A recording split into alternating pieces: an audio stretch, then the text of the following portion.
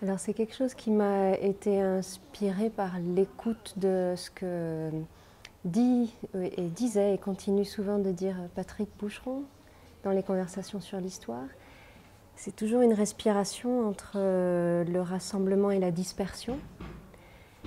Et donc c'est un livre qui parle du type d'attitude à la fois affective, morale et politique qu'on parvient ou qu'on ne parvient pas à adopter vis-à-vis de ceux qu'on appelle les migrants et à l'égard, disons, de cette situation générale. Et je voulais commencer par quelque chose qui mette en lumière des phénomènes de côtoiement qui empêchent de faire le malin, disons, avec la question de l'hospitalité, de la régler trop vite dans une sorte d'écriture ou de pensée immédiatement vertueuse. Et je voulais mettre en valeur, oui, ces sortes de... Enfin, j'appelle ça des bords en plein centre, enfin, toutes ces cassures d'un espace qui est le nôtre, souvent très proche. Alors, en l'occurrence, ça commence à Paris. Et je voulais, voilà, s'il y a une géographie, c'est une géographie du côtoiement, et du côtoiement comme tâche politique. La chose qui est à la fois la plus nécessaire et la plus difficile, qui est de vraiment faire avec les autres.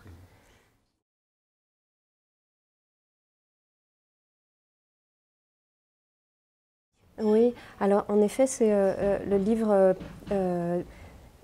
établit et creuse la différence et la complémentarité entre ces deux mots-là, qui sont aussi deux, voilà, deux types d'attitudes qu'on peut éprouver ou habiter par rapport à une souffrance plus ou moins distante. La sidération, c'est ce qui nous saisit devant quelque chose de spectaculairement douloureux et autre aussi.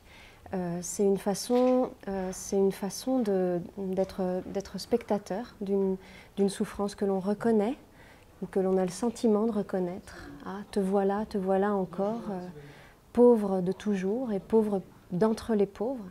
Et la sidération, c'est aussi cette façon d'être médusé, immobilisé par une émotion, par un affect d'empathie ou de partage de souffrance à distance. Je voulais opposer à l'affect de sidération l'effort de la considération, c'est-à-dire le fait de s'arrêter, de patienter, de se dire qu'on ne connaît peut-être pas cette souffrance, que c'est peut-être pas la souffrance de toujours, et que c'est peut-être pas à une misère comme ça massive qu'on saisit en une sorte de volume indifférent. C'est peut-être pas à ça qu'on a affaire, mais à des gens un à un qu'on doit considérer comme des héros, des bâtisseurs, des rêveurs extraordinaires qui ont justement tenté quelque chose qui ne nous autorise pas à les tenir pour uniquement les démunis que l'on reconnaîtrait en eux et qui nous oblige à prendre la mesure d'une situation qui est aussi la nôtre, d'une situation de partage politique à laquelle il va bien falloir qu'on réfléchisse.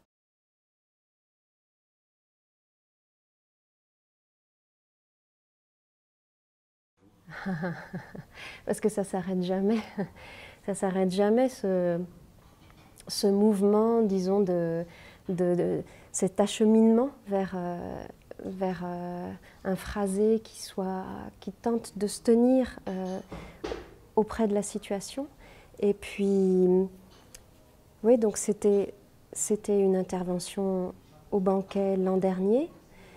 J'ai entendu d'autres choses. J'ai entendu, par exemple, et ça a été le début d'une amitié puis d'un dialogue, un romancier de ma génération, Arnaud Bertina. Je l'ai entendu parler de la façon dont lui avait bougé à l'intérieur d'un projet d'écriture à propos d'un SDF, où il était passé en quelque sorte d'une compassion au fond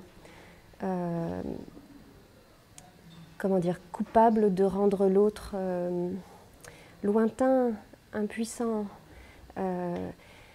à une considération capable de reconnaître, même dans la vie de tel SDF, dans une boucle du périphérique, par exemple, une ressource d'humour. Et il avait parlé de ça, il en avait parlé un petit peu en écho à ce couple de mots que j'avais proposé.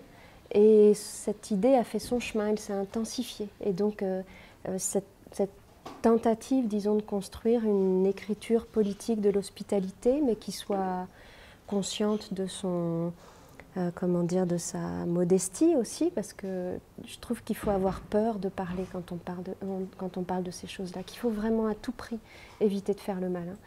Mais donc cette tentative de construire une écriture politique de l'hospitalité, s'est nourrie pour moi de nouvelles lectures et des efforts que j'entendais autour de moi, notamment du sien. Ouais.